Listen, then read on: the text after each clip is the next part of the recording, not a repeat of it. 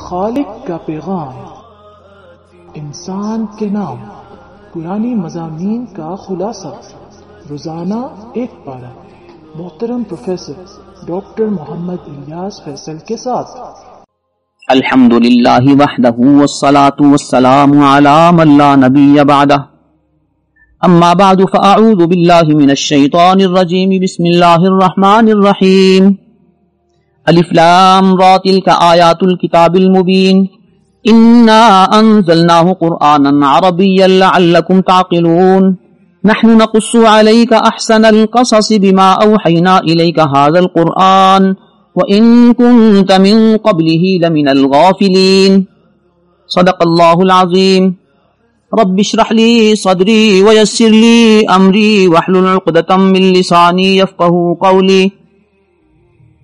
آج ہم آپ کی خدمت میں انشاءاللہ تعالی سورہ یوسف کا خلاصہ، حضرت یوسف علیہ السلام کا قصہ اور بقیہ 13ویں پارے کا خلاصہ عرض کریں گے۔ اس سورت کے آغاز میں قرآن کریم کے حوالے سے اللہ رب العزت نے ارشاد فرمایا کہ ہم نے قرآن عربی نازل کیا ہے تاکہ تم سمجھ لو۔ یہ زبان اتنی آسان ہے کہ دنیا میں ہر زبان بولنے والا شخص اس کو بآسانی پڑھ لیتا ہے اور بآسانی سمجھ لیتا ہے۔ آیت نمبر 3 میں اللہ رب العزت نے حضرت یوسف علیہ السلام کے اس قصے کو احسن القصص قرار دیا ہے کہ یہ تمام واقعات میں اچھا واقعہ اور قصہ ہے۔ آیت نمبر 4 سے اس واقعے کا آغاز ہوتا ہے کہ حضرت یوسف علیہ السلام نے اپنے ابا حضور حضرت یعقوب علیہ السلام کی خدمت میں عرض کیا کہ میں نے 11 ستاروں اور چاند سورج کو اپنے سامنے سجدہ کرتے ہوئے دیکھا ہے۔ حضرت یعقوب علیہ السلام اس خواب کا مفہوم سمجھ گئے اور بتا دیا اللہ تعالیٰ تمہیں چن لیں گے، تمہارا انتخاب کریں گے اور اللہ رب العزت تمہیں انعامات سے نوازیں گے۔ ساتھ ہی ساتھ یہ نصیحت بھی فرما دی کہ یہ خواب اپنے بھائیوں کو نہ بتانا۔ والدین کو اپنی ساری اولاد محبوب ہوتی ہے لیکن وہ جوہر شناس بھی ہوتے ہیں کہ اس کا کیا اثر کس بچے پر کیسا ہوگا۔ اس خواب کے بعد حضرت یعقوب علیہ السلام کو حضرت یوسف علیہ السلام سے مزید محبت ہو گئی کہ میرا یہ بیٹا اللہ رب العزت کا منتخب اور پسندیدہ شخص ہے۔ مزید محبت کو دیکھتے ہوئے بھائیوں نے باہم میٹنگ کی اور سوچا کہ ہمارے ابا حضرت یوسف علیہ السلام سے زیادہ محبت کرتے ہیں تو ان کی محبت ہمارے لیے کم ہے، لہذا ان کی محبت کو اپنے لیے زیادہ کرنے کی کوئی تدبیر سوچی جائے۔ اس سلسلے میں حضرت یوسف علیہ السلام کو رستے سے ہٹانے کے موضوع پر غور و خوض ہوا۔ ایک تجویز یہ پیش ہوئی کہ حضرت یوسف علیہ السلام کو قتل کر دیا جائے۔ دوسری تجویز یہ پیش ہوئی کہ صحرا میں جنگل میں کہیں پھینک دو۔ تیسری تجویز یہ پیش ہوئی کہ ایسا نہ کرو، تم نے اگر اس سے جان چھڑانی ہے تو کسی کنویں میں چھوڑ آؤ، کوئی قافلہ آئے گا تو اسے لے جائے گا اور وہ کسی ایسے نامعلوم مقام پر منتقل ہو جائیں گے کہ ہمارے گھرانے سے ان کا تعلق کٹ جائے گا۔ اب اس سلسلے میں اس تجویز پر کیسے عمل کیا جائے؟ انہوں نے اپنے والد حضرت یعقوب علیہ السلام کی خدمت میں عرض کیا کہ ہم کل آؤٹنگ کے لیے جا رہے ہیں، سیر و تفریح کے لیے جا رہے ہیں، تو ہماری خواہش ہے کہ حضرت یوسف کو بھی ہمارے ساتھ بھیج دو، وہ ہمارا بھائی ہے، ہم اس کے خیر خواہ ہیں، ہم اس کی حفاظت کریں گے۔ حضرت یعقوب علیہ السلام نے اپنی تشویش بیان کرتے ہوئے یہ کہا کہ مجھے اس بات کا خطرہ ہے کہ تم کھیل کود میں لگ جاؤ اور وہ اکیلا ہو اور اسے کوئی بھیڑیا آ کر کھا جائے، مجھے اس چیز کا خدشہ ہے۔ ان کے اصرار پر حضرت یعقوب علیہ السلام نے حضرت یوسف علیہ السلام کو ان کے ساتھ بھیج دیا۔ ان کی تجویز یہ ہو چکی تھی طے کہ اسے کسی کنویں میں ڈال دینا ہے۔ جب وہ حضرت یوسف علیہ السلام کو سیر و تفریح کے لیے لے گئے، اللہ رب العزت نے حضرت یعقوب علیہ السلام پر وحی کی کہ یہاں ایک واقعہ نمودار ہونے والا ہے، اس کی تفاصیل ہم آپ کو پھر کسی وقت بتائیں گے۔ یہ مختصر وحی اللہ رب العزت کی طرف سے حضرت یعقوب علیہ السلام پر آئی، لیکن اس کی تفصیلات نہیں بتائی گئیں۔ بھائیوں نے حضرت یوسف علیہ السلام کو ایک کنویں میں رکھ دیا اور کچھ دیر کے بعد جب واپس آئے تو شام کو آ کر حضرت یعقوب علیہ السلام کی خدمت میں عرض کیا کہ یوسف کو تو بھیڑیا کھا گیا ہے اور یہ اس کی قمیص ہے جو خون آلود ہے۔ حضرت یعقوب علیہ السلام کوئی واضح فیصلہ نہ کر پائے۔ اس غم کی کیفیت میں ایک جملہ ارشاد فرمایا، وَصَبْرٌ جَمِيلٌ، صبر کرنا ہی میرے لیے بہتر ہے، واللہ المستعان، اور میرا مددگار اللہ ہے، میں اللہ ہی سے مدد مانگتا ہوں۔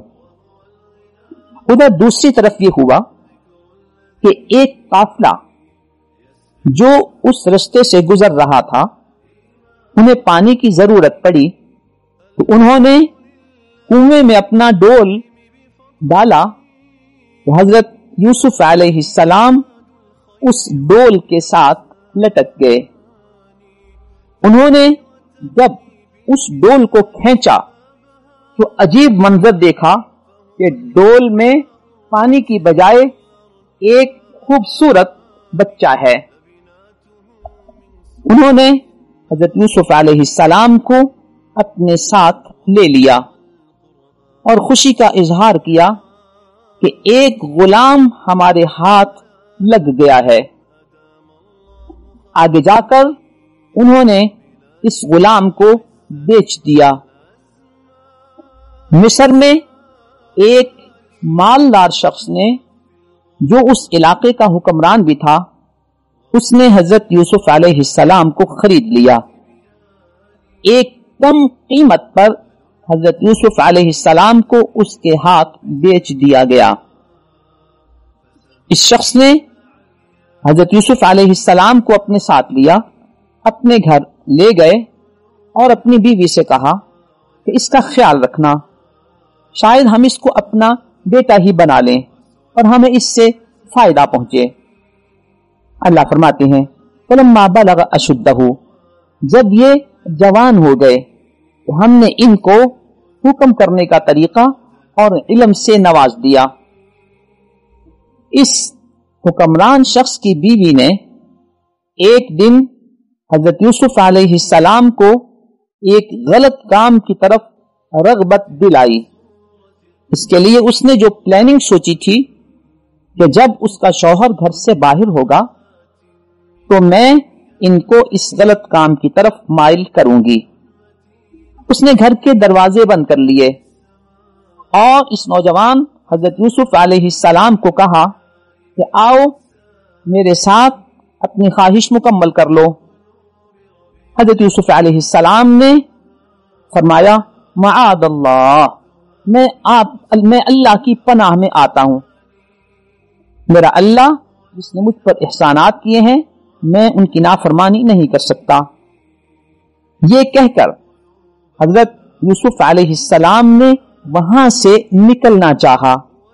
جب انہوں نے نکلنا چاہا تو یہ عورت بھی ان کے پیچھے کھولی اور ان کو قمیص سے پکڑا۔ حضرت یوسف علیہ السلام نے اپنے آپ کو چھڑانا چاہا تو ان کی قمیص پیچھے سے پھٹ گئی۔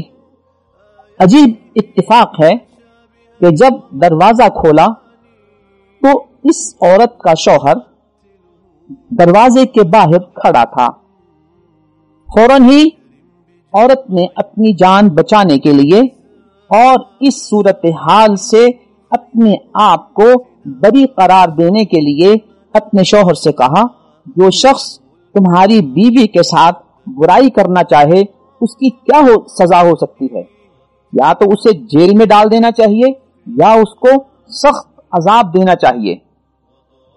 हजरत यूसुफ अलैहिस्सलाम ने भी अपना मौक़िफ़ उनके सामने रखा और फरमाया, या रावदतनी अन नफ्सी, इसने मुझे अपनी तरफ माइल करने की कोशिश की है। अब दोनों का मौक़िफ़ मुतज़ाद था। बीवी ये कह रही थी कि इन्होंने मुझ पर दस्तदराजी की है, और हजरत यूसुफ अलैहिस्सलाम ये फरमा रहे हैं कि इसने मुझे अपनी तरफ माइल करने की कोशिश की है। इसी दौरान ये शौहर परेशान था कि मैं किसकी बात पर एतमाद करूं। वो शहीद शाहिदुम मिन अहलिहा, इसी दौरान उस खानदान में से एक शख्स ने गवाही दी और इस सूरत हाल का एक मुनासिब हल तजवीज किया। हदीस शरीफ में आता है कि ये गवाही देने वाला एक बच्चा था जो गैर आदी तौर पर उस वक्त बोल पड़ा। उसने सूरत हाल को नतीजे तक पहुंचाने के लिए ये कहा कि देखो, अगर हजरत यूसुफ अलैहिस्सलाम की कमीज पीछे से फटी हुई है तो फिर हजरत यूसुफ अलैहिस्सलाम सच्चे हैं और ये औरत झूठी है। अगर उनकी कमीज सामने से फटी हुई है तो फिर यूसुफ अलैहिस्सलाम झूठे हैं और ये औरत सच्ची है। जब हजरत यूसुफ अलैहिस्सलाम की कमीज को देखा गया तो वो पीछे से फटी हुई थी। शौहर को अंदाजा हो गया कि सूरत हाल और वाक़या क्या है। उन्होंने फौरन हजरत यूसुफ अलैहिस्सलाम को ये कहा, यूसुफ आरिदान हादा, यूसुफ तुम इस मामले से अपने आप को अलहदा कर लो। और अपनी बीवी से कहा, इस्तगफिरी लिज़ंबिक, तुम अपने गुनाह से मग़फ़िरत मांगो, तौबा इस्तिग़फ़ार करो। सूरत हाल ये हुई कि उस शख्स ने सिर्फ यही नहीं बल्कि ये कहा कि तुम औरतों की जो तदबीरें होती हैं वो बड़ी अजीब होती हैं और खतरनाक होती हैं। यहां एक सूरत हाल अगर हम ये देखें कि वो हुक्मरान कैसे थे और आज के उमूमन हुक्मरान कैसे हैं। एक तरफ बादशाह है, उसकी मलका है यानी उसकी बीवी, और दूसरी तरफ उनका गुलाम है। ये बादशाह हक का साथ देते हुए उस गुलाम का साथ देता है और अपनी बीवी, अपनी मलका की बात को झुठला देता है।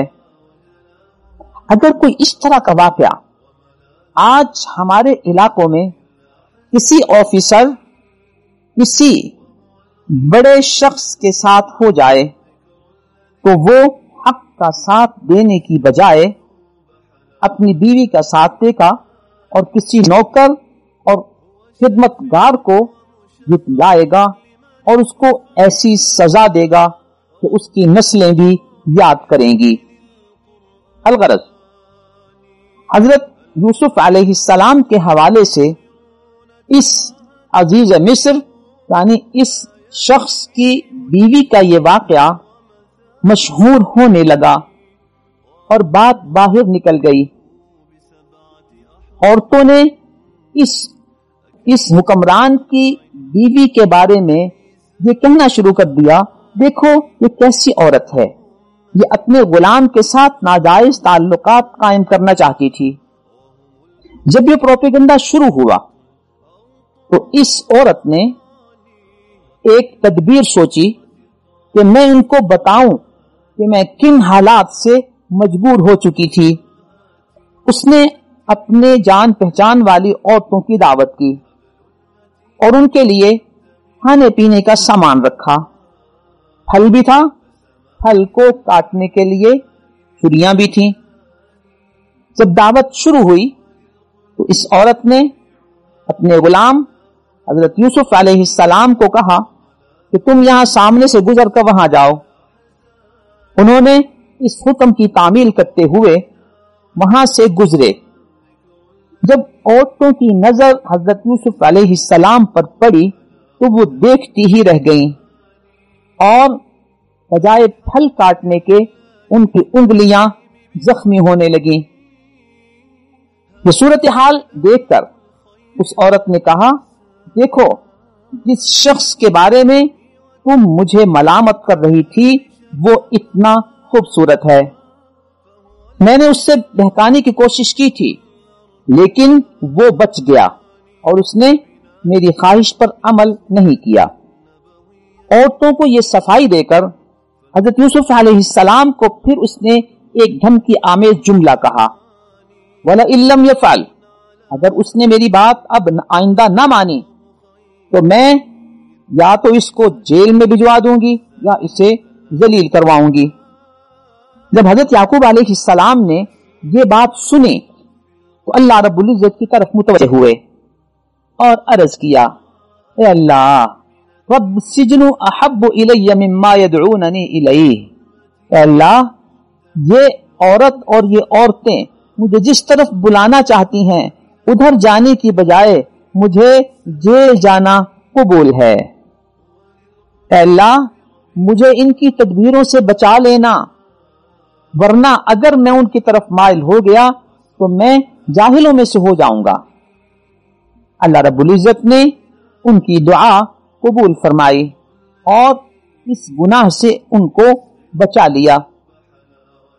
بالآخر ہوا یہ کہ ان کو جیل بھیج دیا گیا۔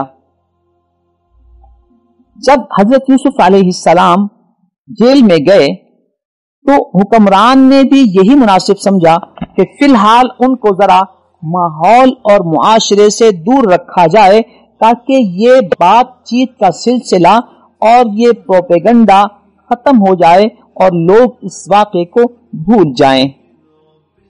حضرت یوسف علیہ السلام کے ساتھ اتفاق ایسا ہوا کہ جیل میں 2 نوجوان اور بھی داخل ہوئے۔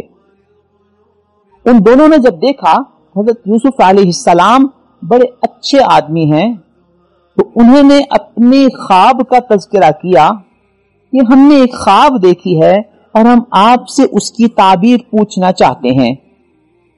ایک نے اپنی خواب یہ بیان کی کہ میں نے دیکھا ہے کہ میں شراب کشید کر رہا ہوں، جبکہ دوسرے نے اپنی خواب یہ بیان کی کہ میرے سر پر روٹیاں ہیں اور انہیں پرندے نوچ رہے ہیں، کھا رہے ہیں۔ ہمیں اس کی تعبیر بتا دو، ہمیں آپ بڑے بھلے مانس اور اچھے آدمی لگ رہے ہو۔ حضرت یوسف علیہ السلام نے فرمایا کہ انشاءاللہ میں تمہیں اس کی تعبیر بتاؤں گا، کھانا کھانے کا وقت آئے گا تو میں تمہیں اس کی تعبیر بھی بتا دوں گا۔ حضرت یوسف علیہ السلام نے اس بات چیت اور گفتگو کو غنیمت سمجھتے ہوئے انہیں دعوت توحید دی۔ اتنے خوبصورت الفاظ ہیں کہ جی چاہتا ہے کہ ان کو انہی الفاظ میں آپ کے سامنے نقل کر دیا جائے۔ فرمایا، انی ترکت ملت قوم لا یؤمنون باللہ، میں ایسے لوگوں کے ماحول سے آیا ہوں کہ جو اللہ کی ذات پر ایمان نہیں رکھتے تھے، وہم بالآخرۃ ہم کافرون، اور آخرت کے دن کے بھی وہ منکر تھے۔ لیکن میرا مزاج کیا تھا؟ واتبعت ملت آبائی ابراہیم و اسحاق و یعقوب، میں ابراہیم و اسحاق اور یعقوب کا پیروکار ہوں۔ ما کان لنا ان نشرک باللہ من شیء، ہمیں اللہ کے ساتھ کسی چیز کو شریک نہیں ٹھہرانا چاہیے۔ ذالک من فضل اللہ علینا وعلی الناس، یہ اللہ کا ہم پر فضل و احسان ہے اور سب پر ہے، لیکن اکثر لوگ اس صورتحال کے تقاضے کو پورا نہیں کرتے۔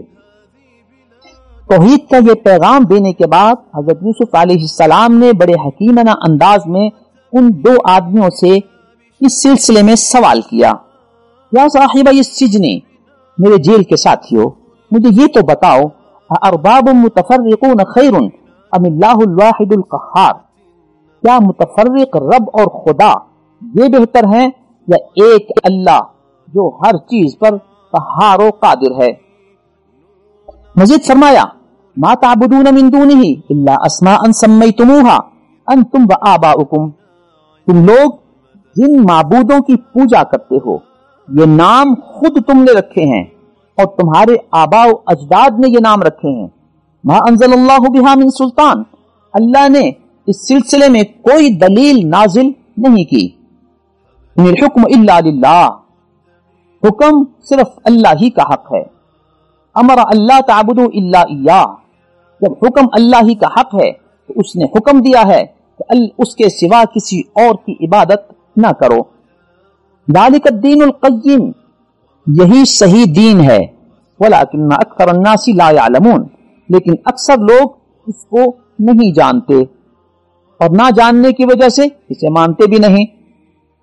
یہ پیغام توحید پیش کرنے کے بعد حضرت یوسف علیہ السلام نے ان کی تعبیر بیان کی کہ جس شخص نے یہ دیکھا ہے کہ میں شراب کشید کر رہا ہوں، یہ کسی بڑی شخصیت کی خدمت میں رہے گا، اور جس نے یہ دیکھا ہے کہ میرے سر پر روٹیاں ہیں اور اسے پرندے کھا رہے ہیں، اس کی تعبیر یہ ہے کہ یہ شخص سولی پر چڑھایا جائے گا کسی بھی جرم کی پاداش میں.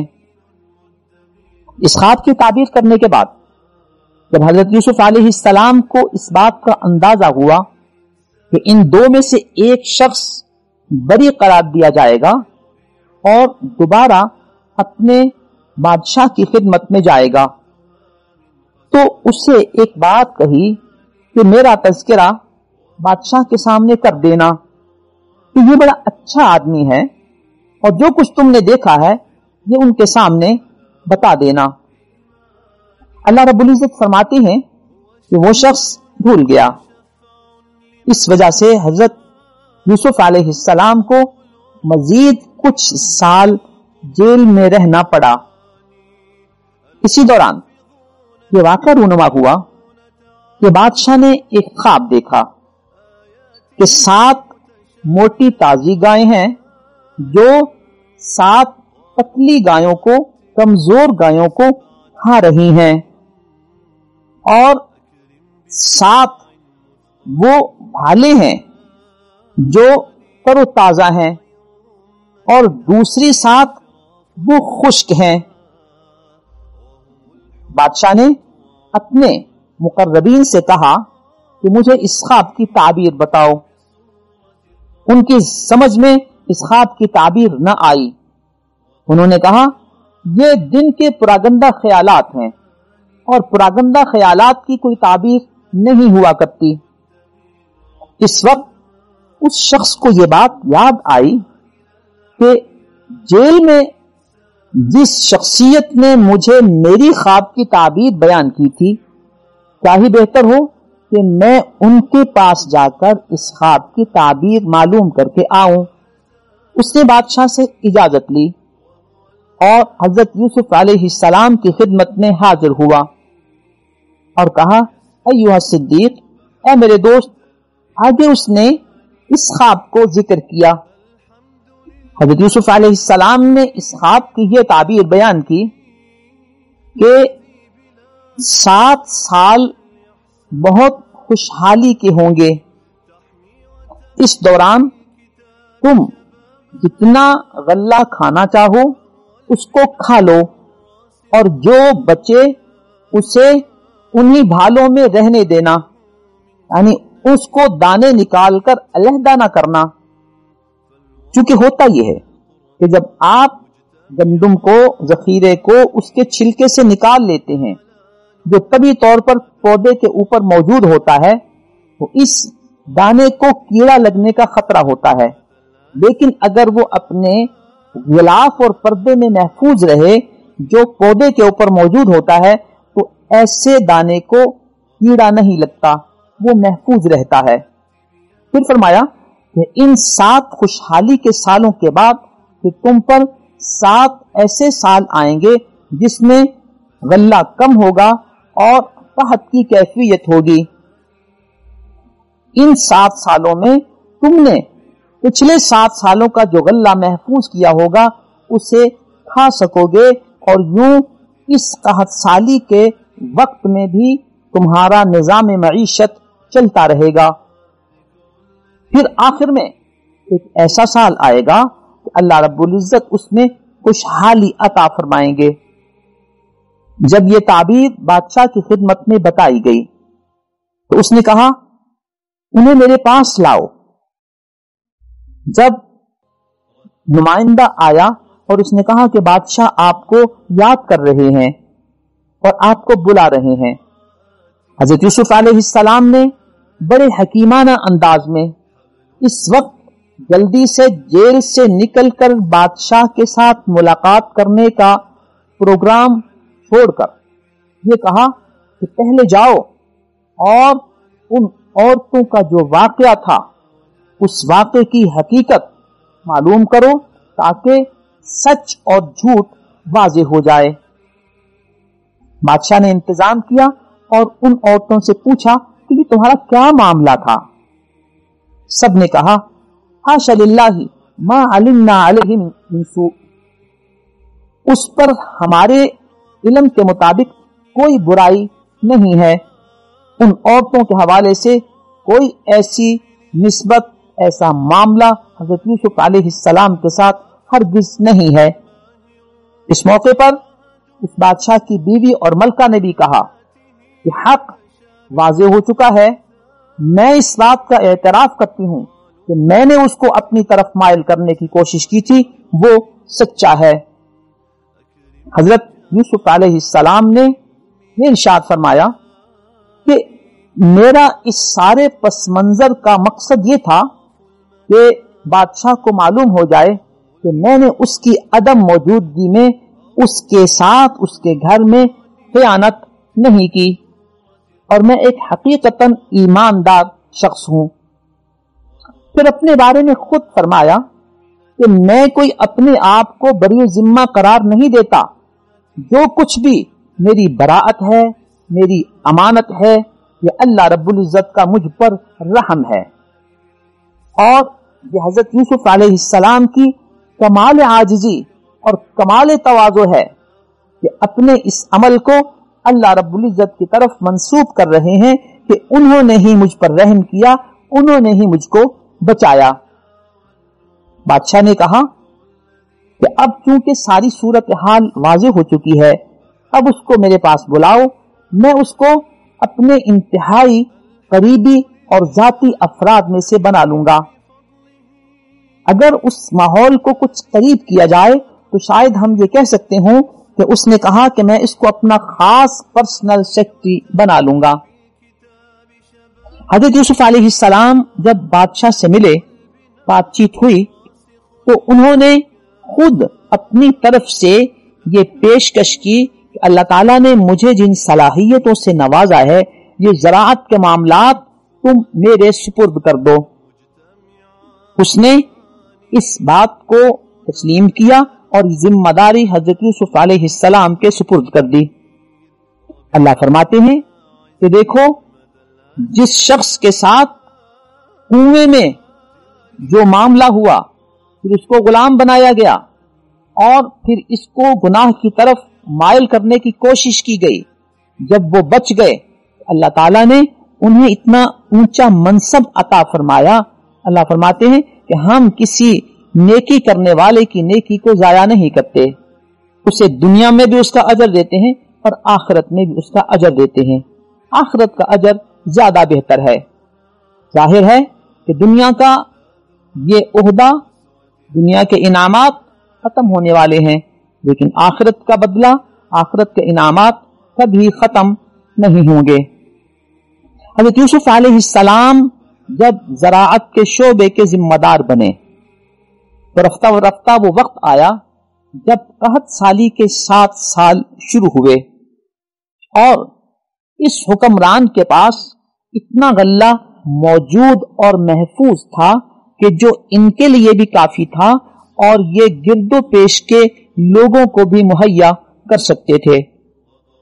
اس بات کی شہرت جب دوسرے علاقوں میں بھی ہوئی تو وہ لوگ بھی اس بادشاہ کے علاقے میں آ کر اپنی ضرورت کا غلہ ان سے لینے لگے۔ یہی خبر حضرت یعقوب علیہ السلام کے بیٹوں تک بھی پہنچی تو انہوں نے بھی پروگرام بنایا کہ چونکہ قحط کی کیفیت ہے، یہاں کھانے پینے کا سامان دستیاب نہیں ہے، اور فلاں بادشاہ کے علاقے میں چونکہ غلہ مل رہا ہے، لہذا قافلے کی شکل میں جا کر وہاں سے غلہ وصول کیا جائے اور اپنے کھانے پینے کا نظام چلایا جائے۔ حضرت یوسف علیہ السلام کے بھائی آئے اور اپنے غلے کے لیے درخواست کی۔ حضرت یوسف علیہ السلام نے ان بھائیوں کو پہچان لیا، لیکن ان بھائیوں نے حضرت یوسف علیہ السلام کو نہیں پہچانا۔ صورتحال یہ تھی کہ ہر شخص کو جو غلہ خریدنے کے لیے آتا اسے ایک اونٹ کی وزن برداری کے مطابق غلہ فراہم کیا جاتا اور اس کی قیمت وصول کر دی جاتی۔ یہ جتنے بھائی آئے تھے ان کی تعداد کے مطابق ان کو غلہ فراہم کر دیا گیا۔ صورتحال کی سنگینی کے پیش نظر انہوں نے بادشاہ کی اس وزیر کی خدمت میں یہ درخواست کی کہ ہمارا ایک بھائی اور بھی ہے جو ہمارے ساتھ نہیں آ سکا، اگر آپ مہربانی کریں تو ہمیں اس کے حصے کا غلہ بھی دے دیں۔ حضرت یوسف علیہ السلام صورتحال کو سمجھ گئے کہ یہ میرا دوسرا وہ بھائی ہے جس کے بارے میں ان کا موقف تقریباً وہی تھا جو میرے ساتھ تھا، یعنی حضرت یعقوب علیہ السلام کو مجھ سے اور اس سے محبت تھی اور یہ ہم دونوں سے حسد کیا کرتے تھے۔ حضرت یوسف علیہ السلام نے فرمایا ائتونی بأخ لکم من ابیکم، تم یہ اپنے بھائی کو میرے پاس لے کر آؤ گے پھر تمہیں غلہ ملے گا، اس لیے کہ ہمارے معاملات اصول و ضوابط اور قانون کی پابندی کے ساتھ چلتے ہیں۔ ہم اپنے قانون کی خلاف ورزی کرتے ہوئے کسی ایسے شخص کے نام پر غلہ فراہم نہیں کر سکتے جو یہاں موجود نہیں ہے۔ انہوں نے کہا کہ ہم کوشش کریں گے کہ ان کے والد کو قائل کریں کہ اس بھائی کو بھی ہمارے ساتھ بھیج دیں۔ حضرت یوسف علیہ السلام نے گھر کے حالات کو پیش نظر رکھتے ہوئے اور ایک اور سرپرائز دینے کے لیے اپنے مزدوروں سے کہا، ملازموں سے کہا کہ انہوں نے اس غلے کی جو قیمت دی ہے یہ قیمت بھی ان کے غلے میں چھپا دو۔ الغرض یہ لوگ وہاں سے چلے، اپنے گھر پہنچے اور گھر پہنچ کر اپنے والد کی خدمت میں عرض کیا کہ اس حکمران نے ہمارے ساتھ بڑا اچھا سلوک کیا ہے اور ہمیں غلہ فراہم کر دیا ہے۔ بھائی کے حوالے سے بھی اگر ہم غلہ لینا چاہیں تو ضروری ہے کہ یہ ہمارے ساتھ آئے تاکہ اس کے حصے کا غلہ بھی ہم لے سکیں۔ ہم آپ سے وعدہ کرتے ہیں کہ ہم اپنے اس بھائی کی حفاظت کریں گے۔ حضرت یعقوب علیہ السلام نے فرمایا هل آمنکم علیہ الا کما امنتکم علی اخیہ من قبل، میں تمہارے اوپر ایسا اعتماد کر لوں جیسے اس کے بھائی کے بارے میں پہلے میں نے تم پر اعتماد کیا تھا۔ جب انہوں نے اصرار کیا تو انہوں نے آمادگی ظاہر کر دی اور فرمایا اللہ خیر حافظا، اللہ ہی حفاظت کرنے والے ہیں۔ کہ ایک طرف ہمارے گھر کی صورتحال اور ہماری مجبوری ہے اور غلے کے حوالے سے تنگ دستی ہے، اس بھائی کو ان کے ساتھ بھیجنا بھی ضروری ہے، لہذا مجبوراً اعتماد کر لیا اور بھیجنے پر آمادگی ظاہر کر دی۔ جب ان لوگوں نے اپنے سامان کو، اپنے غلے کو کھولا تو عجیب منظر دیکھا کہ جو قیمت انہوں نے ادا کی تھی وہ قیمت بھی ان کو واپس کر دی گئی ہے۔ یہ دیکھ کر وہ مزید خوش ہوئے اور کہنے لگے ابا جان دیکھیے یہ حکمران کتنے اچھے ہیں، یہ ہم نے جو قیمت ادا کی تھی یہ بھی انہوں نے ہمارے پاس واپس کر دی ہے، تو اگر ہم اپنے بھائی کو لے کر جائیں اور ہم اس کی حفاظت کی ذمہ داری بھی لیں تو 1 اونٹ کے برابر مزید غلہ ہمیں مل سکتا ہے۔ حضرت یعقوب علیہ السلام نے ان کی اس بات پر عمل درآمد سے پہلے ان سے اس بات کا عہد لیا کہ تم قسمیں کھا کر مجھے یہ اطمینان دلاؤ کہ تم اس کو واپس میرے پاس لاؤ گے۔ سب نے قسمیں کھائیں اور یہ وعدہ کیا، یقین دلایا کہ ہم اس کی حفاظت کریں گے اور اس کو بخیریت واپس لائیں گے۔ حضرت یعقوب علیہ السلام نے فرمایا کہ اللہ ہی وکیل ہے، اللہ ہی نگہبان ہے، اللہ ہی گواہ ہے اس چیز کا جو ہم کہہ رہے ہیں۔ وہ اللہ رب العزت کو گواہ بنا دیا۔ فطری شفقت کی بنیاد پر اپنے تمام بیٹوں کو گھر سے روانہ کرتے ہوئے ایک نصیحت فرمائی کہ دیکھو، شہر کے ایک دروازے سے اکٹھے داخل نہ ہونا، متفرق دروازوں سے داخل ہونا۔ اس پس منظر میں حضرت یعقوب علیہ السلام کی کیا حکمت تھی۔ مفسرین یہ کہتے ہیں کہ حضرت یعقوب علیہ السلام کے سارے ہی بیٹے بڑے اچھے، خوبصورت اور نوجوان تھے۔ حضرت یوسف علیہ السلام اور ان کے بھائی حضرت بنیامین یہ کچھ زیادہ ہی خوبصورت تھے۔ تو جب یہ ایک بہت بڑی تعداد ایک ہی دروازے سے داخل ہوگی تو لوگوں کی نظروں میں آئیں گے اور خطرہ ہے کہ ان کو نظر لگ جائے۔ لہذا جب تم متفرق دروازوں سے داخل ہوگے تو لوگوں کی نظروں سے بچ جاؤ گے۔ ان بیٹوں نے حضرت یعقوب علیہ السلام کی اس نصیحت پر عمل کیا اور مختلف دروازوں سے داخل ہوتے ہوئے حضرت یوسف علیہ السلام کی خدمت میں پہنچ گئے۔ جب یہ پہنچے حضرت یوسف علیہ السلام نے اپنے اس بھائی کو اپنے پاس بلایا اور انہیں اطمینان دلایا خاموشی کے ساتھ، انی انا اخوکا، میں تمہارا وہ بھائی ہوں، فلا تبتئس بما کانوا یعملون، ان کا جو رویہ تمہارے ساتھ ہے اس سے تم پریشان نہ ہونا۔ اس طرح حضرت یوسف علیہ السلام نے ان کو اپنے قریب کیا اور جب ان کا غلہ، ان کا سامان تیار ہو گیا تو اپنے نمائندے سے کہا کہ جس پیمانے سے تم پیمائش کرتے ہو یہ پیمانہ بھی ان کے سامان میں رکھ دو۔ اس نے ایسا ہی کیا۔ جب یہ قافلہ واپس روانہ ہوا تو ایک اعلان کروا دیا گیا، اے قافلے والو، ہمیں تم چور لگتے ہو، اس لیے کہ تمہارے جانے کے بعد ہم نے محسوس کیا ہے کہ اس حکمران کا جو غلہ ناپنے والا پیمانہ تھا وہ گم ہوا ہے، شاید تم ہی نے اٹھایا ہو، تم ہی نے چھپایا ہو۔ جس سے بھی وہ برآمد ہوا، جس نے بھی اس کی نشاندہی کی، جس نے بھی وہ ہمیں فراہم کر دیا، ہم انعام کے طور پر اس کو ایک اور اونٹ کے غلے کی فراہمی کر دیں گے۔ وہ حوصلہ افزائی کی گئی کہ اگر تمہارے پاس ہے تو ہمیں دے دو۔ انہوں نے بھائیوں نے اس جرم سے براءت کا اعلان کیا کہ ہم تو ایسے نہیں ہیں، ہم تو چوری کرنے والے لوگ نہیں ہیں۔ ان نمائندوں نے کہا اگر تم جھوٹے نکلے تو تمہاری کیا سزا ہونی چاہیے؟ انہوں نے کہا کہ ہمارے علاقے میں سزا کا یہ معمول ہے کہ جو شخص چوری کرے اسی کو اس شخص کے سپرد کر دیا جاتا ہے جس کی اس نے چوری کی ہے، تو ہم میں سے جو چور نکلے گا ہم وہی تمہارے سپرد کر دیں گے۔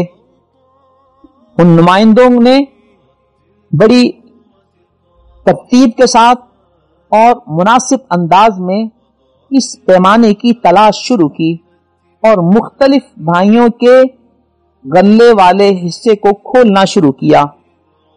اسی دوران جب یوسف علیہ السلام کے اس بھائی کے غلے کی باری آئی تو اس کو کھولا تو دیکھا تو پیمانہ اس میں تھا۔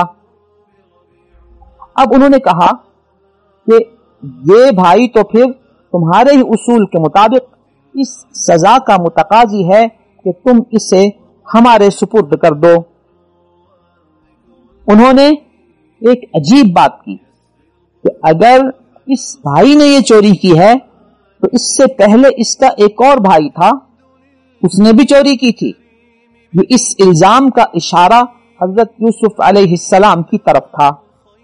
حضرت یوسف علیہ السلام نے اس صورتحال کو سمجھا اور اس کو راز میں رکھا اور اپنے دل میں کہا کہ تم بڑے غلط لوگ ہو، لوگوں پر الزام لگاتے ہو۔ اب حضرت یوسف علیہ السلام کو تو خود اندازہ تھا کہ یہ جس چوری کو میری طرف منسوب کر رہے ہیں یہ الزام غلط ہے۔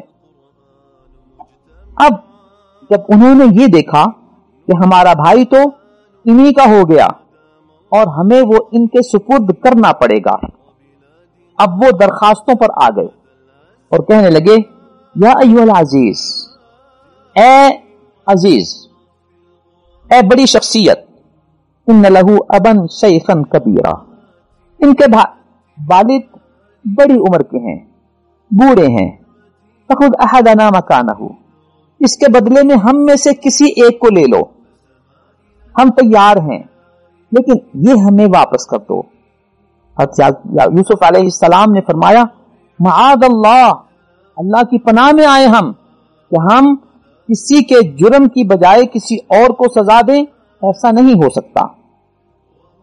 اب یہ بھائی جب اس صورتحال میں مایوس ہو گئے کہ یہ بھائی اب ہمیں واپس نہیں مل سکتا، تو وہ اکٹھے ہوئے اور آپس میں مشورہ کرنے لگے کہ اب ہم کیا کریں۔ ان کے بڑے بھائی نے کہا کہ دیکھو تم قسم کھا کر آئے ہو کہ اس بھائی کو واپس خیریت سے پہنچاؤ گے، اور تمہیں یاد ہے اس سے پہلے بھی تم اس حضرت یوسف علیہ السلام کے بارے میں جو کچھ کر چکے ہو وہ بھی تمہیں معلوم ہے۔ اب مجھے تو شرم آتی ہے کہ میں اپنے باپ کے سامنے جاؤں اور کس منہ سے جاؤں، لہذا میں تو یہیں ٹھہروں گا، تم نے جانا ہے تو جاؤ، یہاں تک کہ میرا والد مجھے اجازت دے کہ بیٹا آ جاؤ، جب تک وہ اجازت نہ دیں میں یہیں رہوں گا۔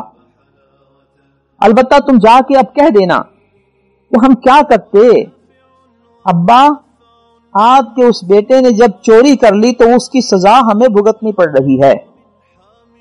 اور اپنی صفائی پیش کی انہوں نے کہ جو کچھ ہمیں معلوم ہے وہی کچھ ہم بتا سکتے ہیں، ہمیں نہیں پتا تھا کہ کیا کچھ ہونے والا ہے اور اس بھائی نے کیا کارنامہ کرنا ہے۔ ہم جو کچھ کہہ رہے ہیں سچ کہہ رہے ہیں، آپ اس علاقے سے اس بستی سے معلومات کر لیں اور جو قافلہ ہمارے ساتھ گیا تھا آپ اس سے معلومات کر لیں، آپ کو صحیح صورتحال کا اندازہ ہو جائے گا۔ حضرت یعقوب علیہ السلام نے ان کی یہ کہانی سن کر اپنے طور پر یہ اندازہ لگایا کہ اب پھر تم نے کوئی نئی سازش کی ہے۔ فصبر جمیل، مجھے صبر ہی کرنا ہے، صبر ہی اچھا ہے۔ مزید فرمایا عسى الله ان يأتيني بهم جميعا، شاید اللہ ان دونوں کو ہی میرے پاس لے آئیں اور دونوں سے ہی میری ملاقات ہو جائے۔ یہ اس لیے فرمایا کہ جب حضرت یوسف علیہ السلام کو وہ سیر و تفریح کے لیے لے کر گئے تھے، اللہ کی طرف سے ان کو اشارتاً وحی کے ساتھ یہ بتا دیا گیا تھا کہ ہم اس پورے قصے کی تفصیل پھر کسی وقت آپ کو بتائیں گے۔ الغرض حضرت یعقوب علیہ السلام ان بھائیوں سے علیحدہ ہو کر اپنے غم اور اپنی جدائی کو کم کرنے کے لیے رونے لگ گئے اور یہ کہا یا اسفا علی یوسف، یوسف پر مجھے کتنا افسوس ہے۔ اللہ فرماتے ہیں کہ یوسف کی جدائی میں روتے روتے ان کی آنکھیں سفید ہو گئی تھیں، اس قدر انہوں نے یہ عرصہ پریشانی میں گزارا لیکن ساتھ ہی ایک عجیب بات فرمائی، فَهُوَ قَزِيمٌ۔ حضرت یعقوب علیہ السلام کے اندر جو کچھ کیفیت تھی، جو کچھ ان پر بیت رہا تھا، یہ تو وہی جانتے ہیں، اور وہ اس کو لوگوں پر ظاہر نہیں کرتے تھے اور اپنے بیٹوں سے بھی اپنی اندرونی کیفیت کو چھپانے کی کوشش کرتے تھے۔ عموماً ہر والد کا یہی مزاج ہوتا ہے کہ وہ اپنے اندر کی کیفیت اپنی اولاد پر یا دوسرے لوگوں پر ظاہر کرنے کی بجائے صبر کے ساتھ اسے برداشت کرتے ہیں۔ لوگوں کو بھی اور اولاد کو بھی یہ سمجھنا چاہیے کہ یہ باپ پتھر کا بنا ہوا نہیں، بلکہ اس کے پہلو میں بھی دل ہے، اور یہ بھی دوسرے انسانوں کی طرح ایک انسان ہے۔ اسی لیے اللہ رب العزت نے سورہ بنی اسرائیل میں والدین کی فرما برداری کا حکم دیتے ہوئے یہ ارشاد فرمایا کہ تم ان کے سامنے اس طرح ادب کے ساتھ پیش آؤ کہ ان کو اف تک بھی نہ کہو، کہ اف کہنے سے ان کے دل و دماغ پر جو بیتے گا یہ احساس، یہ اندازہ اللہ ہی کو ہے، تمہیں نہیں ہے۔ الغرض اس کے بیٹے پھر یہ کہنے لگے کہ ابا آپ ابھی بھی یوسف کو بھولے نہیں اور اس کو یاد کر رہے ہیں، آپ اس کے غم میں گھلتے رہیں گے یا اس کے غم میں فوت ہو جائیں گے۔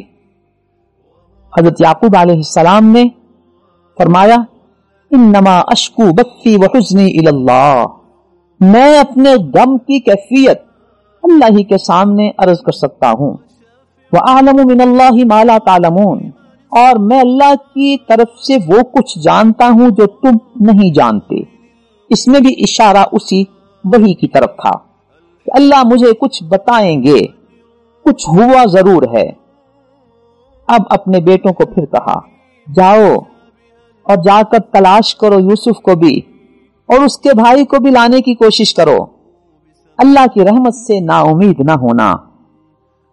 وہ بھائی پھر آئے اور اپنے بھائی کو چھڑانے کے لیے کوشش کی، اور ایک بڑی عاجزانہ سی درخواست کی حضرت یوسف علیہ السلام کی خدمت میں حاضر ہو کر کہ مسنا و اہلنا الضر، ہمیں بہت مشکلات کا سامنا ہے، ہمارے گھر والوں کو بھی بڑی تکلیفات کا اور مشکلات کا سامنا ہے، ہم بڑی تھوڑی سی پونجی لے کر آئے ہیں، ہمارے پاس مزید غلہ لینے کی قیمت تک بھی نہیں ہے، لہذا فَأَوْفِ لَنَا الْكَيْلَ، آپ مہربانی فرمائیں کہ قیمت ہم سے تھوڑی لے لیں اور جتنا غلہ ہماری تعداد کے حساب سے ہمیں ملنا چاہیے آپ وہ غلہ ہمیں فراہم کر دیں، وَتَصَدَّقْ عَلَيْنَا، ہم کو صدقہ خیرات دے دیں، یجزی المتصدقین، اللہ تعالیٰ صدقہ خیرات کرنے والوں کو بہتر جزا دیتے ہیں۔ جب انہوں نے یہ کیفیت حضرت یوسف علیہ السلام کی خدمت میں عرض کی تو ان کا دل بھی مزید متاثر ہوا، اور اب بالآخر انہوں نے یہ فرما ہی دیا هل علمتم ما فعلتم بیوسف واخیہ، تمہیں پتا ہے کہ تم نے یوسف اور اس کے بھائی کے ساتھ کیا معاملہ روا رکھا تھا؟ اذ انتم جاہلون، جب تم جاہل تھے، تمہیں اس چیز کا احساس نہیں تھا کہ ہم کیا معاملہ، کیا رویہ ان کے ساتھ رکھ رہے ہیں۔ بھائی حیران ہو گئے کہ یہ حکمران بنیامین اور اس بھائی کا نام تو لے، لیکن یہ یوسف کا نام کیسے لے رہا ہے؟ حیران ہو کر پوچھنے لگے اِنَّكَ لَأَنْتَ یوسف، کیا آپ ہی یوسف ہیں؟ اللہ اکبر۔ حضرت یوسف علیہ السلام نے فرمایا انا یوسف، میں یوسف ہوں، وَهَذَا اخی، یہ میرا بھائی ہے، قَدْ مَنَّ اللَّهُ عَلَيْنَا، اللہ نے ہم پر بڑا احسان کیا ہے، اور یہ اللہ کا نظام ہے کہ جو بھی تقوی اختیار کرتا ہے، صبر کرتا ہے، اللہ نیکی کرنے والے کے اجر کو ضائع نہیں کرتے۔ یہ بھائی کہنے لگے اللہ کی قسم، اللہ نے آپ کو ہم پر بڑا درجہ دے دیا ہے، ہم اس بات کا اعتراف کرتے ہیں کہ ہم غلطی پر تھے، ہم خطا پر تھے۔ حضرت یوسف علیہ السلام نے اپنے کریمانہ انداز میں فرمایا لا تثریب علیکم اليوم، آج تمہیں کوئی سزا نہیں دی جائے گی، بلکہ میں یہ بھی اللہ سے مانگتا ہوں کہ اللہ تمہیں بخش دے۔ اس کے بعد فرمانے لگے اذهبوا بقمیصی ھذا، یہ میری قمیص لے جاؤ اور میرے والد کے چہرے پہ ڈال دو، دیکھنا کہ ان کی بینائی لوٹ آئے گی، اور اپنے سارے خاندان کو لے کر میرے پاس آ جاؤ۔ جب یہ قافلہ وہاں سے روانہ ہوا، واپس لوٹنے لگا، تو حضرت یعقوب علیہ السلام نے فرمایا کہ مجھے یوسف کی خوشبو آ رہی ہے، اگر تم مجھے نہ جھٹلاؤ تو حقیقت یہ ہے کہ مجھے یوسف کی خوشبو آ رہی ہے۔ گھر کے دیگر افراد نے کہا اللہ کی قسم تمہارے وہی پرانے خیالات ہیں اور یہ غلط تاثرات و تصورات ہیں۔ جب یہ قافلہ واپس پہنچا اور انہوں نے یہ قمیص حضرت یعقوب علیہ السلام کے چہرے پر ڈالی، ان کی بینائی لوٹ آئی، تو حضرت یعقوب علیہ السلام نے فرمایا میں نے تمہیں نہیں کہا تھا کہ میں اللہ کی طرف سے وہ کچھ جانتا ہوں جو تم نہیں جانتے۔ اب ان بھائیوں نے اپنے والد کی خدمت میں بھی گزارش کی کہ آپ ہماری غلطی کو خود بھی معاف کر دیں اور اللہ سے بھی ہمارے لیے استغفار کریں۔ حضرت یعقوب علیہ السلام نے فرمایا میں تمہارے لیے بھی استغفار کروں گا۔ حضرت یوسف علیہ السلام کے بتائے ہوئے پروگرام کے مطابق وہ اپنے سارے گھر والوں کو لے کر حضرت یوسف علیہ السلام کی طرف روانہ ہو گئے۔ جب یہ قافلہ حضرت یوسف علیہ السلام کے دربار میں پہنچا تو حضرت یوسف علیہ السلام نے انہیں پناہ دی اور کہا کہ تم میرے علاقے میں امن و امان کے ساتھ پہنچ گئے ہو، امن و امان کے ساتھ اپنے آپ کو یہاں رکھنا، اور اپنے والدین کا اعزاز کرتے ہوئے انہیں اپنے عرش پر بلا لیا۔ جو سٹیج ان کے بیٹھنے کا تھا اپنے والدین کو بھی اس سٹیج پہ بلا کر عزت دی۔ یہ سارا منظر دیکھ کر وَخَرُّوا لَهُ سُجَّدًا، حضرت یوسف علیہ السلام کی خدمت میں سجدہ ریز ہو گئے۔ یہ چاند سورج، یہ ماں باپ اور 11 ستارے، یہ 11 بھائی حضرت یوسف علیہ السلام کی خدمت میں سجدہ ریز ہو گئے۔ یہ اس خواب کی عملی تعبیر تھی جو اللہ تعالیٰ نے ان کو دکھا دی، اور حضرت یوسف علیہ السلام نے فرمایا ابا جان میرے خواب کی یہ وہ تعبیر ہے جسے اللہ تعالیٰ نے سچ کر دکھایا ہے، یہ اللہ کا مجھ پر احسان ہے۔ پھر اللہ کے حضور دعا مانگی اے اللہ تو نے مجھ کو یہ منصب عطا فرمایا، اے اللہ تو نے مجھے خوابوں کی تعبیر سکھائی، یہ علم دیا، میں تجھ سے دعا کرتا ہوں کہ مجھے اپنے سچے دین پہ قائم رکھنا اور مجھے نیک لوگوں کے ساتھ ملا دینا، نیکی پر موت آئے اور نیکی کے ساتھ مجھے اس دنیا سے لے کر جانا۔ یہاں حضرت یوسف علیہ السلام اور حضرت یعقوب علیہ السلام کا یہ قصہ مکمل ہوا۔ اللہ فرماتے ہیں اپنے نبی کو مخاطب کرتے ہوئے ذالک من انباء الغیب، یہ غیب کی وہ خبریں ہیں نوحیہ الیک جو ہم آپ کی طرف وحی کر رہے ہیں۔ وما کنت لدیہم اذ اجمعوا امرہم، جب یہ ساری پلاننگیں وہ بنایا کرتے تھے تو آپ تو اس وقت ان کے قریب نہیں تھے، یہ تو ہم نے آپ کو بتایا ہے۔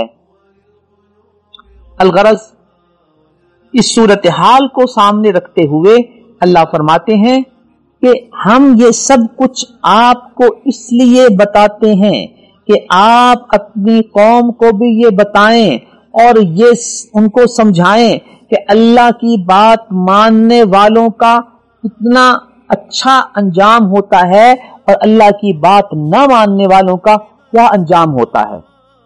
اب حضرت محمد الرسول اللہ صلی اللہ علیہ وسلم کو اطمینان دلانے کے لیے فرمایا کہ یہ سب کچھ سنانے کے باوجود آپ کے ذہن میں رہے کہ بہت سارے لوگوں نے ایمان قبول نہیں کرنا۔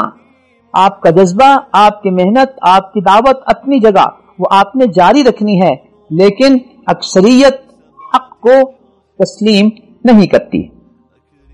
آپ ان کو بتا دیں کہ آپ ان سے کوئی اجر نہیں لینا چاہتے، آپ ان سے کوئی مفاد نہیں لینا چاہتے۔ انہیں بتا دیں کہ پرانی قوموں کے انجام کو دیکھو اور اس کی روشنی میں اپنا انجام سوچو اور عبرت حاصل کرو۔ آپ ان کو فرما دیں تم میری بات یا مانو یا نہ مانو، میرا رستہ یہی ہے، میں نے اسی طرف سب کو بلانا ہے، اللہ کی طرف بلانا ہے، بصیرت پر قائم رہتے ہوئے بلانا ہے، اور میرے ماننے والوں نے بھی اسی رستے پر لوگوں کو دعوت دینی ہے۔ اس طرح نبی اکرم صلی اللہ علیہ وسلم کا جو نظام دعوت تھا وہ امت کا بھی وہی نظام ہے، اور ختم نبوت کی وجہ سے یہ ذمہ داری وَمَنِ اتَّبَعَنِی امتیوں کے بھی سپرد کر دی گئی ہے کہ اللہ کے بات ماننے والے، اللہ کے رسول صلی اللہ علیہ وسلم کی تعلیمات پر عمل کرنے والے جو مسلمان اور مؤمنین ہیں، انہوں نے خود بھی اس پر قائم رہنا ہے اور دوسروں کو بھی اسی کی دعوت دینی ہے۔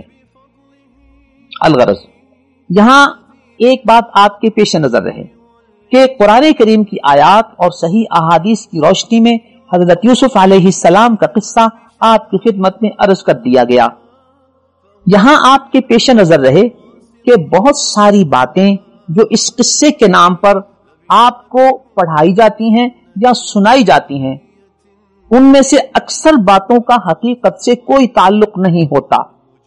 قصہ یوسف و زلیخا کے نام پہ عجیب عجیب کتابیں ملتی ہیں جس میں بہت سی من گھڑت اور بے احتیاط باتیں حضرت یوسف علیہ السلام اور حضرت یعقوب علیہ السلام کی طرف منسوب ہوتی ہیں۔ لہذا اس قصے کو سننے کے بعد ایسی بے سروپا باتوں سے اور بے سروپا تحریرات سے، بے سروپا کتابچوں سے اپنے آپ کو بچائیے۔ یہاں آخر میں ایک دو وہ باتیں جو ہمیں اپنے پیش نظر رکھنی ہیں وہ آپ کے سامنے رہیں۔ خوابیں اچھی بھی ہوتی ہیں، بری بھی ہوتی ہیں۔ اچھی خوابیں اللہ رب العزت کی طرف سے آتی ہیں اور بری خوابیں شیطان کی تاثیر سے ہمارے ذہن میں آتی ہیں۔ اگر بری خوابیں آئیں یا ڈراؤنے خواب آئیں تو حدیث شریف میں آتا ہے اعوذ باللہ من الشیطان الرجیم پڑھیں اور کروٹ بدل کر سو جائیں۔ خوابوں کی تعبیر کے حوالے سے آپ کے پیش نظر رہے کہ خوابوں کی تعبیر ایک سے دوسرے شخص کے حوالے سے مختلف ہو سکتی ہے۔ دو آدمیوں نے، تین آدمیوں نے ایک ہی خواب دیکھی ہے تو ان کی شخصیت، ان کے پس منظر کے حوالے سے اس کی خواب مختلف، اس کی تعبیر مختلف بھی ہو سکتی ہے۔ لہذا کوئی بھی شخص خواب دیکھے تو کوشش کرے کہ کسی اچھی علمی شخصیت سے اس کی تعبیر دریافت کرے، ورنہ خاموش رہے اور اللہ سے اس کی خیر مانگتا رہے اور اس کی شر سے اللہ کی پناہ میں آتا رہے۔ بعض لوگ نیٹ پر سرچ کر کے خود ہی کچھ رزلٹ نکال لیتے ہیں، ان کو کیا پتا کہ اس کے پس منظر میں کن کن چیزوں کو خیال رکھنا تھا۔ دوسری بات آپ کے ذہن میں رہے کہ عام سڑکوں پہ، فٹ پاتھوں پہ خوابوں کی تعبیر کے حوالے سے جو لوگ بورڈ لگا کر بیٹھے ہوتے ہیں، ہرگز ایسے لوگوں کے پاس نہ جائیں اور اپنا ایمان و عقیدہ ضائع نہ کریں۔ یہ لوگ نہ تو کچھ علم رکھتے ہیں اور نہ ہی ان کا کوئی نیکی کا پس منظر ہے، لہذا خواب کی تعبیر میں اپنے آپ کو پریشان نہ کریں۔ دوسری بات ہمارے پیش نظر رہے جو ہمارے سمجھنے کی ہے کہ چاند، سورج اور 11 ستاروں نے، حضرت یعقوب علیہ السلام، ان کی اہلیہ محترمہ اور 11 بھائیوں نے حضرت یوسف علیہ السلام کی خدمت میں جو سجدہ کیا، یہ سجدہ تعظیمی کہلاتا ہے۔ نبی اکرم صلی اللہ علیہ وسلم سے پہلے بعض انبیاء کی شریعتوں میں یہ سجدہ تعظیمی جائز تھا، جیسے حضرت آدم علیہ السلام کی تخلیق کے بعد ملائکہ کو سجدہ کرنے کا جو حکم دیا گیا تھا یہ عبادت کا سجدہ نہیں، یہ تعظیم کا سجدہ تھا، اور یہ تعظیم کا سجدہ بعض آنے والے انبیاء کی شریعتوں میں بھی جائز رہا، لیکن اسلامی شریعت میں ہر قسم کا سجدہ منع ہے، چاہے وہ سجدہ تعظیمی ہو چاہے سجدہ عبادت ہو۔ اس سلسلے میں سنن ابی داؤد کی حدیث نمبر 2140 آپ کی خدمت میں عرض کرتے ہیں، حضرت قیس بن سعد ایک صحابی ہیں، وہ کہتے ہیں اتیت الحیرہ، میں حیرہ کے علاقے میں آیا، یہ یمن کا علاقہ ہے، فرأیتہم یسجدون لمرزبان لہم، ان کا جو حکمران ہوتا تھا جسے وہ مرزبان کہتے تھے وہ اسے سجدہ کرتے تھے۔ میں نے اپنے دل میں کہا کہ رسول اللہ احق ان یسجد لہ، اللہ کے رسول سجدے کے زیادہ حقدار ہے۔ قالا، وہ فرماتے ہیں کہ فأتیت النبی صلی اللہ علیہ وسلم، میں نبی اکرم صلی اللہ علیہ وسلم کی خدمت میں جب حاضر ہوا، واپس آیا، تو میں نے عرض کی انی اتیت الحیرہ، میں حیرہ کے علاقے میں جب گیا ہوں، فرأیتہم یسجدون لمرزبان لہم، میں نے دیکھا ہے کہ وہ اپنے مرزبان کو سجدہ کرتے ہیں۔ فانت یا رسول اللہ احق ان نسجد لکا، یا رسول اللہ صلی اللہ علیہ وسلم آپ زیادہ حقدار ہیں کہ ہم آپ کی خدمت میں سجدہ کیا کریں۔ قالا، نبی اکرم صلی اللہ علیہ وسلم نے ارشاد فرمایا ارأیت لو مررت بقبری اکنت تسجد لہ، آپ کا کیا خیال ہے کہ اگر تم میری قبر سے گزرو گے تو کیا تم سجدہ کرو گے؟ قالا قلت لا، وہ صحابی کہتے ہیں کہ میں نے عرض کیا نہیں، میں سجدہ نہیں کروں گا۔ قالا فلا تفعلوا، آپ نے ارشاد فرمایا کہ پھر تم سجدہ نہ کرنا، یعنی پھر ایسے نہ کرنا، تم میری زندگی میں بھی سجدے کی جو اجازت مانگ رہے ہو تمہیں اجازت نہیں ہے۔ آگے ارشاد فرمایا لو كنت آمرا احد ان يسجد لاحد لامرت النساء ان يسجدن لازواجهن لما جعل الله لهم عليهن من حق، اگر میں نے کسی کو سجدہ کرنے کی اجازت دی ہوتی تو میں عورتوں کو حکم دیتا کہ وہ اپنے خامدوں کو سجدہ کرے، اس لیے کہ اللہ تعالیٰ نے ان پر خامد کا جو حق رکھا ہے اس کا تقاضا تھا کہ ان کو سجدے کا کہا جاتا، لیکن جب میں نے ان کو بھی سجدے کا نہ کہا تو اس کا مطلب یہ ہے کہ اللہ کے علاوہ کسی اور کو سجدہ کرنے کی اجازت نہیں ہے۔ اس صورتحال سے ہم امت مسلمہ پر نبی اکرم صلی اللہ علیہ وسلم کی اس امت پر سجدے کے حوالے سے کیا تعلیمات ہیں وہ ایک صحیح حدیث کی روشنی میں ہمارے سامنے آ گئی۔ اگر اللہ کے نبی کو بھی ان کی زندگی میں اور ان کے فوت ہو جانے کے بعد ان کی قبر کو بھی سجدہ نہیں کیا جا سکتا، تو نبی اکرم صلی اللہ علیہ وسلم وہ شخصیت ہیں جن کا منصب و مقام، جن کی عظمت و فضیلت اللہ رب العزت کی مخلوق میں سب سے زیادہ ہے، اور ان کا مقام اللہ کے بعد ہے۔ بعد از خدا بزرگ کوئی قصہ مختصر، اللہ کے بعد اگر کوئی ہے تو وہ صرف اور صرف نبی اکرم صلی اللہ علیہ وسلم ہیں۔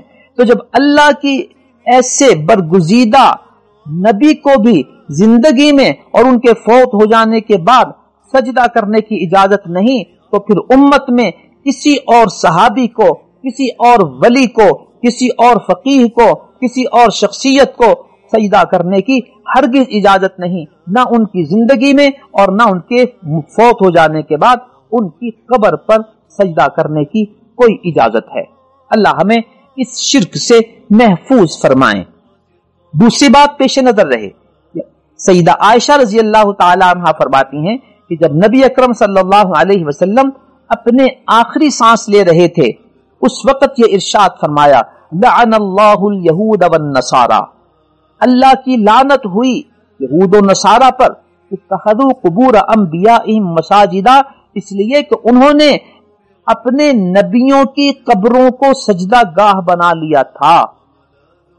اس روایت کا تذکرہ صحیح بخاری حدیث نمبر 1390 میں ہے، جبکہ اسی روایت کا تذکرہ صحیح مسلم کی حدیث نمبر 1174 میں ہے۔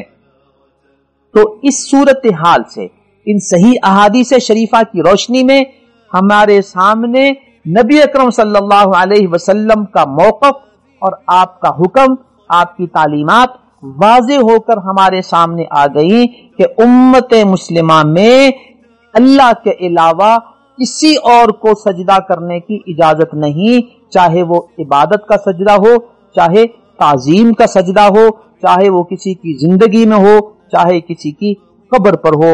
اللہ رب العزت ہمیں اپنے اس اسلامی عقیدے پر قائم رہنے کی توفیق عطا فرمائے اور ہمیں اس شرک سے محفوظ فرمائے۔ دوسری بات یہ بھی واضح رہے کہ اللہ کے علاوہ کسی اور کو سجدہ کرنے کی ممانعت یہ ایک طے شدہ اسلامی عقیدہ ہے، یہ ہرگز کوئی فرقہ وارانہ موقف و مسلک نہیں ہے۔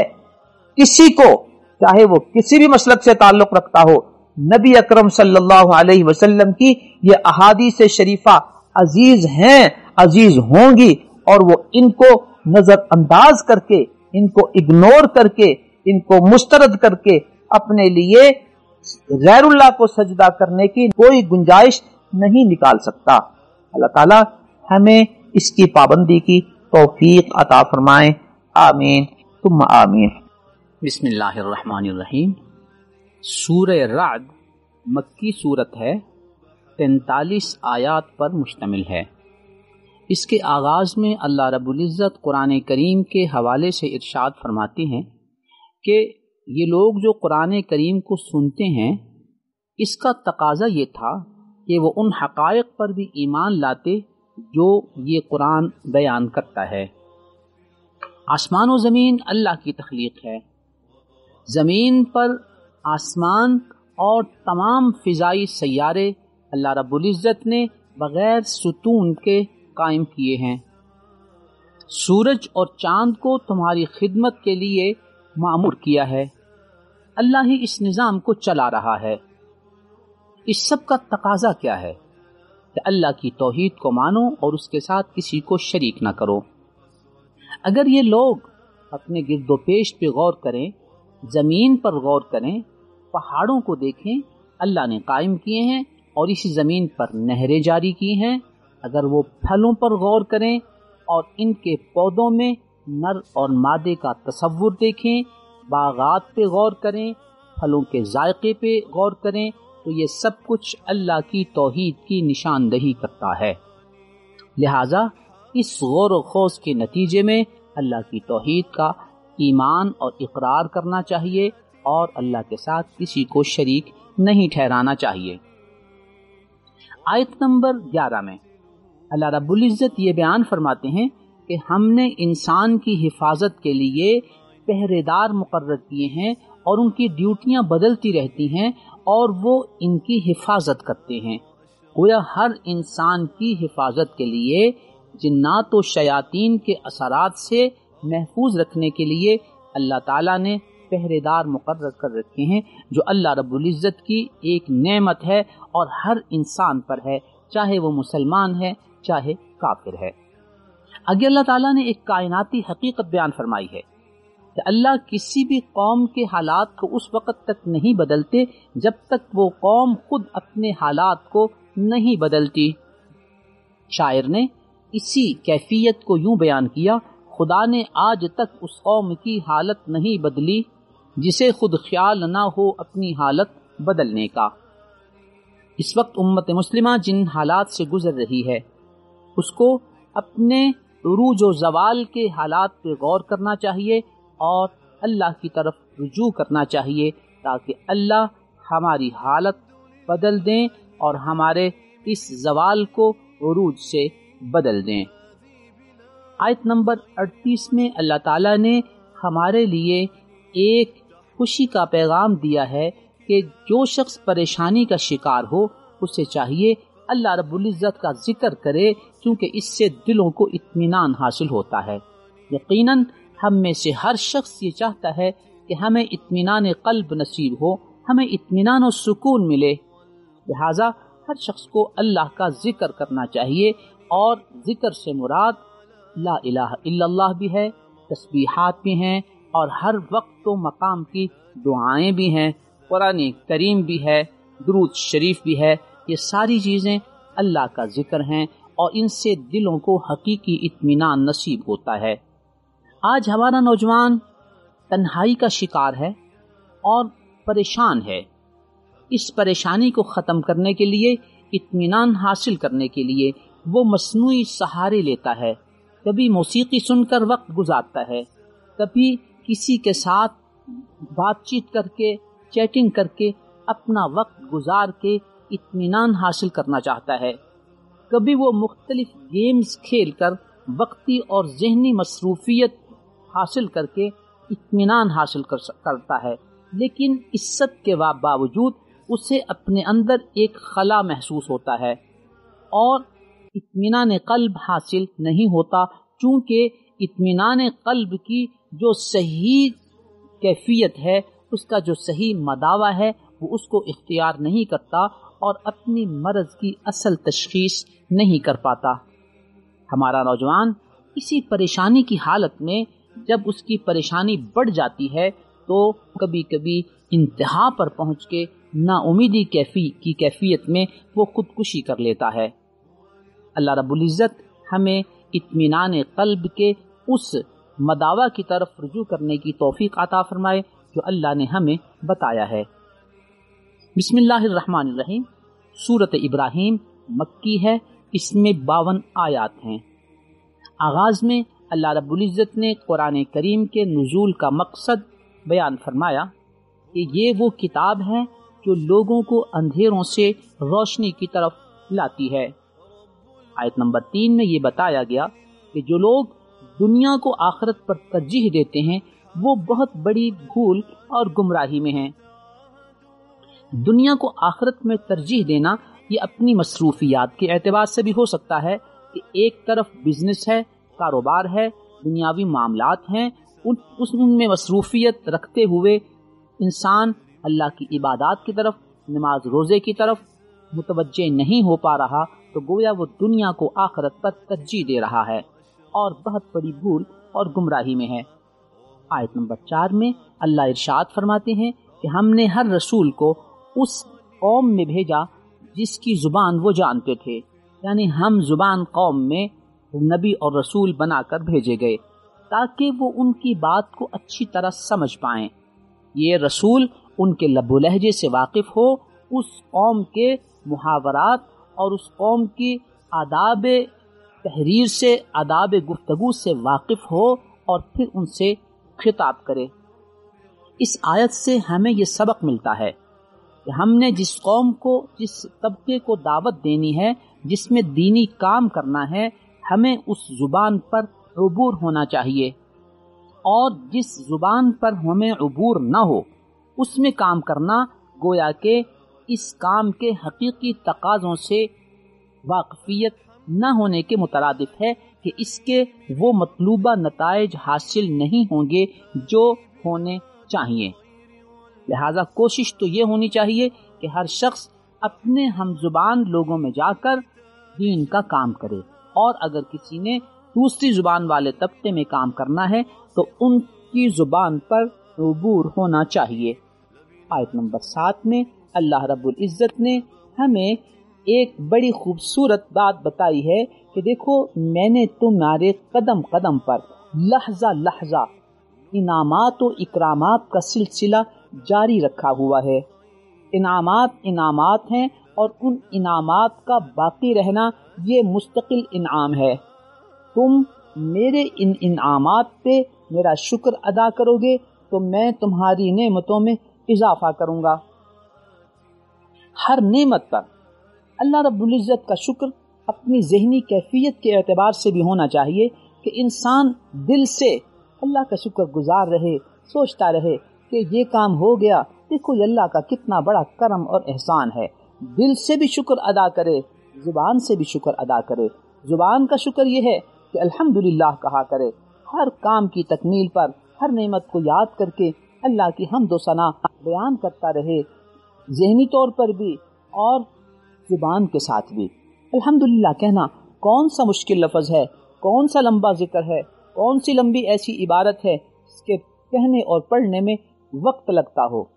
اس کا فائدہ ہمیں ہی ہے کہ جتنا زیادہ ہم اللہ کا شکر ادا کریں گے اللہ اتنا ہی ہم سے خوش ہوں گے اور ہماری ان نعمتوں میں اضافہ فرمائیں گے۔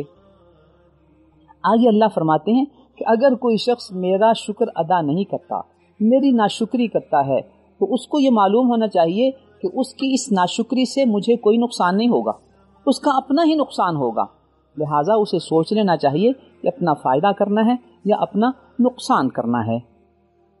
آج ہم جب رات کو سونے لگا کریں تو سونے سے پہلے چند لمحات ذرا سوچ لیا کریں کہ ابھی اور سارا دن اللہ کی کتنی نعمتوں سے میں مالا مال رہا اور ان سے میں نے فائدہ اٹھایا۔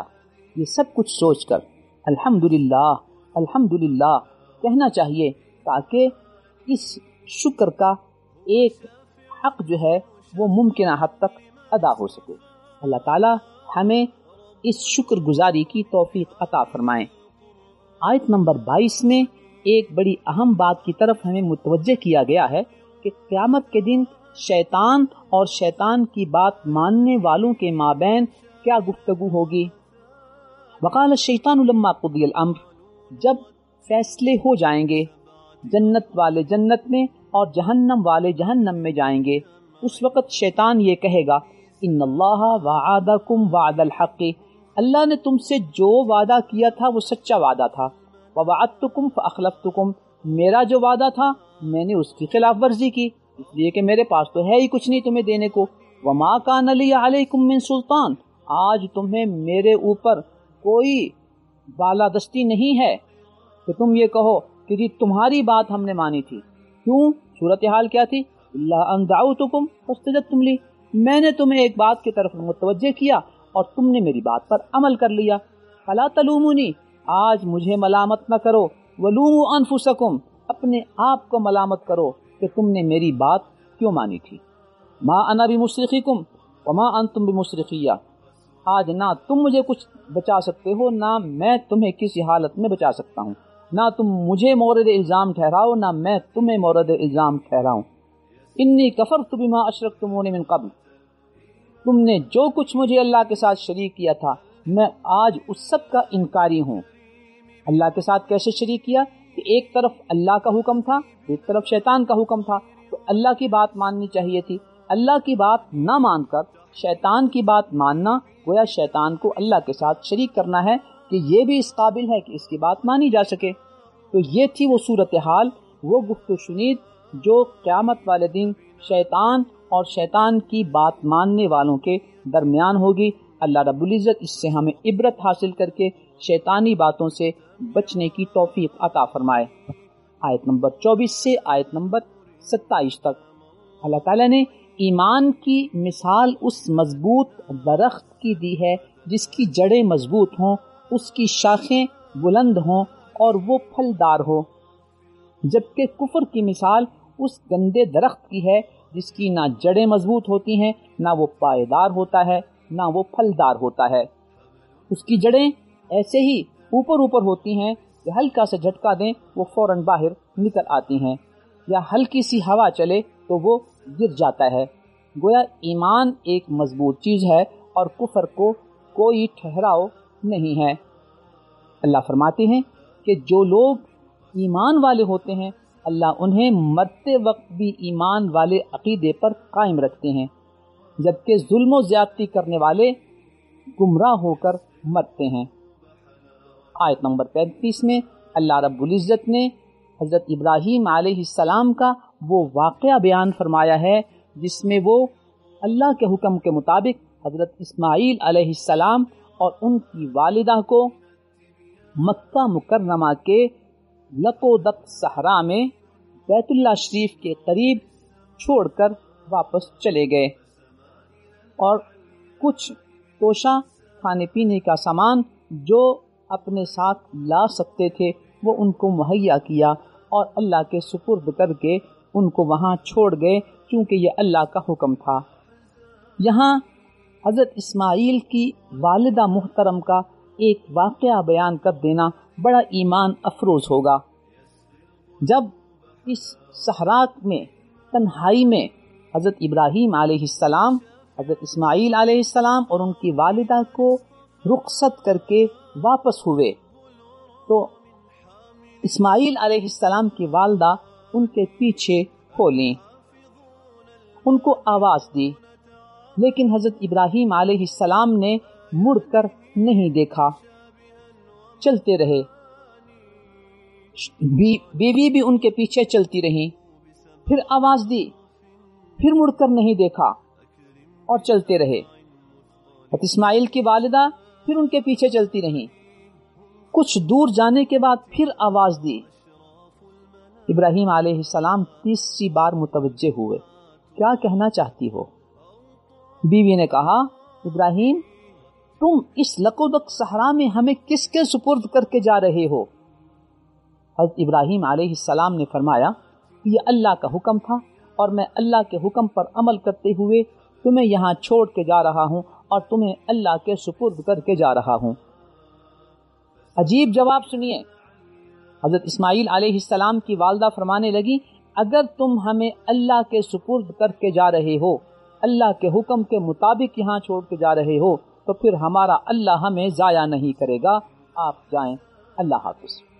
اس سے حضرت اسماعیل علیہ السلام کی والدہ کے ایمان کی پختگی ملاحظہ فرمائیں کہ عورت ہونے کے باوجود اس قدر اللہ پر اعتماد، اللہ پر توکل اور ایمان کی پختگی۔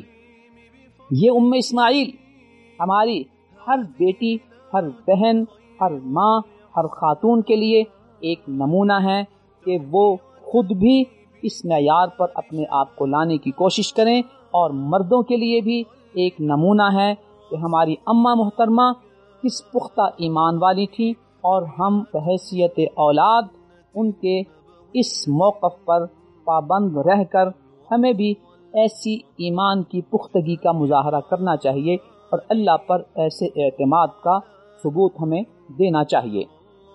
آیت نمبر 52 میں دنیا و آخرت کی زندگی کے حالات کا تذکرہ کرنے کے بعد اور جزا و سزا کے بیان کرنے کے بعد اللہ اس صورت کو اس آیت پر ختم کرتے ہیں، ھذا بلاغ للناس، یہ جو کچھ بتا دیا گیا ہے یہ ساری انسانیت کے لیے ایک پیغام ہے، اور یہ آپ کو بتا دیا گیا ہے انما هو الہ واحد، اللہ ایک ہے، اللہ اکیلا ہے، اللہ ہی معبود ہے۔ اور یہ پیغام تمہیں بتا رہا ہے کہ جو عقل والے ہیں وہ تو اس پیغام کو قبول کر لیں گے اور اس کے مطابق عقیدہ بھی بنائیں گے، اس کے مطابق عمل بھی کریں گے۔ اللہ رب العزت ہمیں قرآنی تعلیمات پر عمل کرنے کی توفیق عطا فرمائے، قرآن کو پڑھنے کی، قرآن کو سمجھنے کی،